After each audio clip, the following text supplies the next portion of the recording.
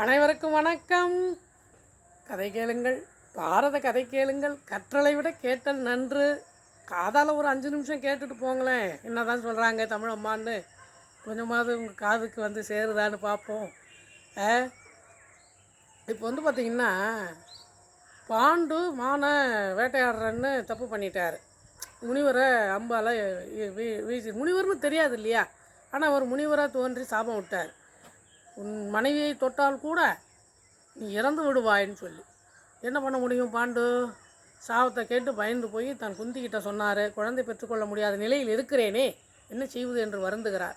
நாடு ஆளுவதற்கு பிள்ளை வேண்டாமா? உடனே அவங்க துர்வாச முனிவர் கொடுத்த வரத்தை சொல்கிறாங்க. தனக்கு பிறந்த முதல் பிள்ளை கர்ணனை பற்றி சொல்லலை, அதை மனசுலேயே வச்சுக்கிட்டு இருக்காங்க. அதே மாதிரி இப்போ என்ன பண்ணுறாங்க, 5 வரம் கொடுக்கப்பட்டது. ஒரு வரம் கர்ணன். இப்போ வந்து அடுத்தது 2வது வரம். இது வந்து இங்கே பாண்டுவுக்கு முதல் தான். என்னென்னலாம் வேலை பார்க்குறாங்க பாருங்கய்யா. நம்ம அதெல்லாம் அப்புறம் என்ன பண்ணுறது? அவங்க சொல்கிறத கேட்டுத்தானே ஆகணும். மந்திரங்கிறாங்க, தந்திரங்கிறாங்க, இவங்க சொன்னால் மந்திரம் குழந்தை வருங்கிறாங்க. ஏதோ நடக்குது, கேட்டுப்போம். கதை தானே, கதை தானே, கேட்டுப்போம். அது நல்லதாக இருந்தால் கேட்டுக்கலாம், தப்பு இல்லை. இப்போ வந்து பார்த்திங்கன்னா, காலையில் எழுந்து குளித்து நீராடி விட்டு தனியாக ஒரு இடத்துல சென்று தர்ம சிந்தனை உள்ள ஒரு பையன் வேண்டும்னு தர்மதேவரை கேட்குறாங்க. உடனே தர்மன் பிறக்கிறாரு. யுதிஷ்டரன் என்ற பெயர் வைக்கிறாங்க. நல்லா பிறந்த உடனே நல்ல ஒரு மகிழ்ச்சி எல்லாருக்கும். ஆடல் பாடல் எல்லாம் நடக்குது, மகிழ்ச்சியாக இருக்குது. தர்ம சிந்தனை உள்ளதால் அவனுக்கு தர்மன் என்ற பெயர் வருது. கொஞ்ச நாள் கழித்து வீரம் மிகுந்த வலிமை மிகுந்த ஒரு மகன் வேண்டும் பாண்டு கேட்குறார். சரி, அப்படி ஆகட்டும். உடனே இவங்க போனாங்க, குளித்தாங்க, தனிமையான இடத்துக்கு போனாங்க, மந்திரத்தை உச்சரித்தாங்க. வாயுனுடைய அருளால் வாயுபுத்திரனாக பீமன் பிறக்கிறார். இன்னொரு நாள் யார் வாயுபுத்திரன்? அனுமன், வாயு மைந்தன். அதே மாதிரி இங்கே பீமனும் வாயுபுத்திரனாக பிறக்கிறார். அவர் பிறந்தது கீழே விழுந்துடுறாருங்க. கீழே விழுந்து எல்லாம் அதிர்ச்சியில், ஐயோ குழந்தை கீழே விழுந்துருச்சுன்னு துடிக்கிறாங்க. பார்த்தா மழை தான் தூளாக ஆகுது. அவர் அப்படியே இருக்கார், கல் மாதிரி ஒன்றும் ஆகுது அவர். அப்போ பிறந்த போதே வலிமை உள்ளவராக தெரிஞ்சு போச்சு. சின்ன வயசுலேயே மரங்களெல்லாம் பிடுங்கி அடிக்கிறது, ஓடுறது, பிடுங்கி கிடாசுறது, பயங்கர பலசாலி. விளையும் பயிர் முளையிலே தெரியும் என்பதை போல் பீமன் இருந்தார். பேருக்கேற்ற மாதிரி வாயுபுத்திரன், அருமையான ஒரு பையன்.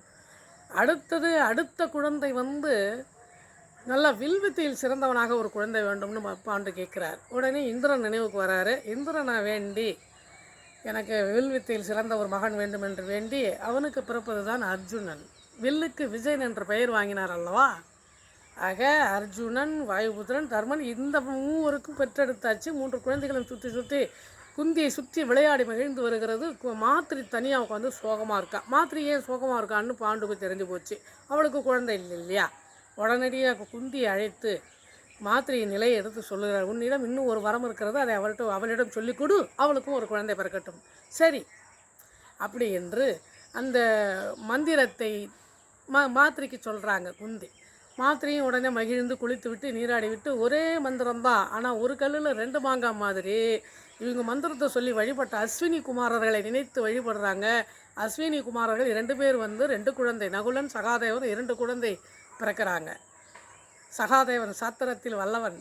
அந்த நகுலன் சகாதேவன் அது சகோதரர்களை மீறி இதுவரைக்கும் ஒரு வார்த்தை கூட பேசுனதில்லை, செயல் செஞ்சதில்லை. அந்த அளவுக்கு ஒரு சிறந்த சகோதரர்களாக, தம்பிகளாக இருந்தாங்க. அருமையான.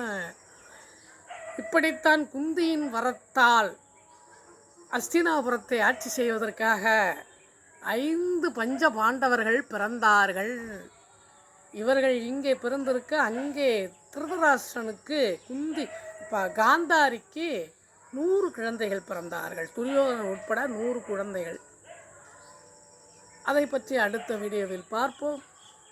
இந்த வீடியோவில் கருத்து பிடித்திருந்தால் லைக் பண்ணுங்கள், ஷேர் பண்ணுங்கள். நன்றி, மீண்டும் சந்திப்போம்.